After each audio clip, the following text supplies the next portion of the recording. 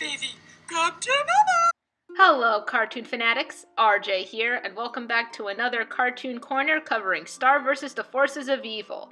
We got a little bit more slice of life episodes this week, which is not bad, but I'm normally one that really likes getting into the plot and especially the details of Muni's history and the growing conflict between Eclipsa and Star. I'm all for that part, so these were kind of a light-hearted fun break in my opinion, but I know for some people this was a giant train boat shipping wreck. Ships had been sunk, ships were sailing into the distance, people are freaking out, and I'm just standing here not quite sure what to make of it, but I know I've got no attachments. So, sorry shippers, but this might tear you apart.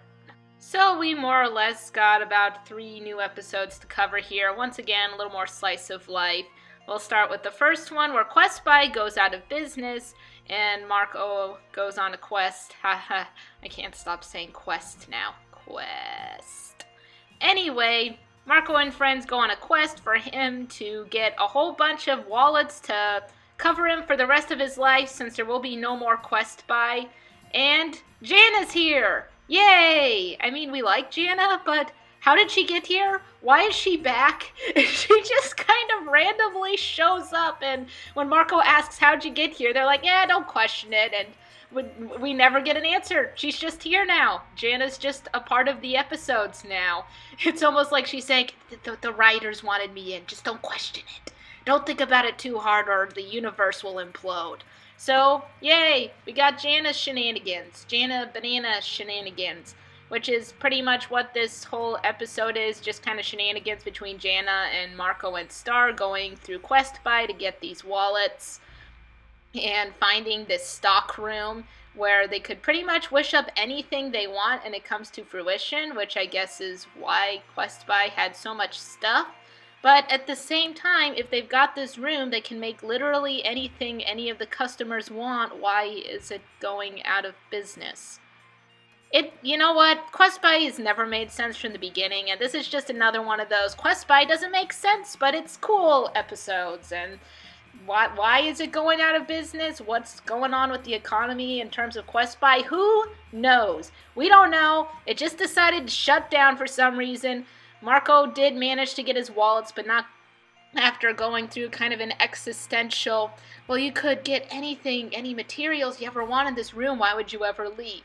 Because friendship is more important than stuff.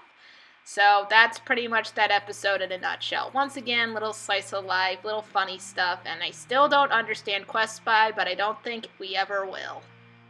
Now for the next one, Kelly's World. This is kind of a follow-up to the Ponyhead Show episode where Marco and Kelly were doing cooking and they never actually got around to doing it. So Kelly said, well, you can stop by my dimension and we'll do this. So that's kind of the premise. Marco shows up into Kelly's dimension, which we've never seen before.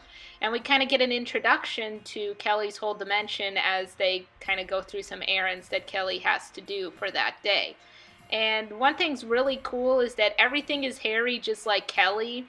And everything's just kind of a creation of each other. I don't know if I'm explaining that well, but the design of this world is really fascinating, and also how they communicate and use forms of payment is fascinating too, because most of this world's communications is strictly through fighting moves. So it's how you do payments, it's how you show respect in Kelly's world, which explains why she knows all this combat stuff. She even introduces Marco to some of the combat that she learned when she was very little, which kind of mimics karate, but with a lot more hair. Lots more hair. And during kind of this errand, all they have to do is return a library book. But, you know, Kelly's still going through stuff. Tad's still bothering her, which, I mean, how long have they been broken up in this show now? For almost over a whole season, and he's still driving her crazy. So Marco helps Kelly return the library book, which happens to be overdue, which means Kelly has to get her hair cut off, and crazy fightingness ensues, and they're a really good team. It's fun to watch them interact with each other, and fighting together was really cool to watch the animation there too. I'm just a sucker for any fluid animation, especially when characters work together and like balance out their fighting styles. I'm a sucker for that kind of thing. I love seeing that. But at the end of this, we kind of get a little bit of Kelly and Marco shipping.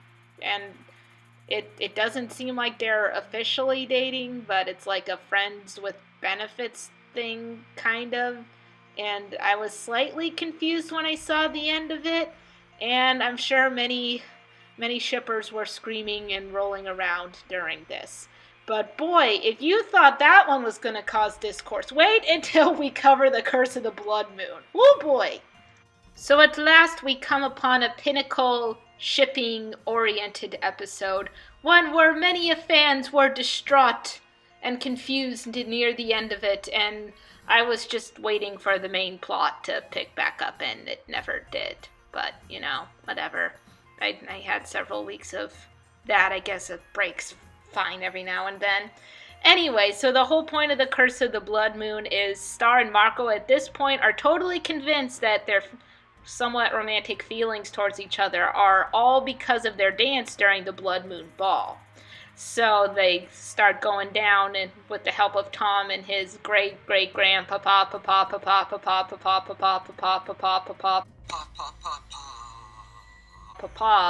I think I missed a couple of paws in there.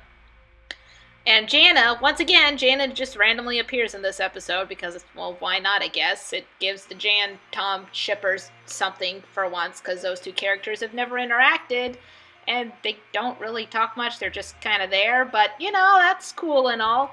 But their main goal is to go to this severing stone or separating stone. I forget what it's called, but it's supposed to help sever the bond between Star and Marco that happened because of the Blood Moon. And can I just say, Tom's outfit in this episode is on point. That boy is looking so sharp. He knows where it's at. I got so distracted looking at that and going, man, that is a sharp outfit, that I kind of forgot about the plot for half of the episode. So Star and Marco touch this magical stone, and it kind of transports them back to their memory of the Blood Moon Ball. And they reenact the same dance, but instead of Tom interrupting them like what happened way back in season 1, they keep dancing. And they're really enjoying each other and stuff, and, well, this thought starts to cross both of their minds. What if the Blood Moon had nothing to do with them getting feelings for each other at all? What if this has just been inside of them the whole time? And then the whole memory kind of shatters and they're back into the present, and supposedly the weird feelings are gone. They were using this bowl to determine whether Marco had feelings or not, because Star had paired these two marshmallows in the bowl and he just thought it was super adorable. And of course there were parts of the episode where they were saying the same things at the exact same time, which clearly made it seem like it was a curse of some sort, and that part seems to be gone now. So supposedly the Blood Moon curse is broken, which means that Star and Marco's souls are no longer connected.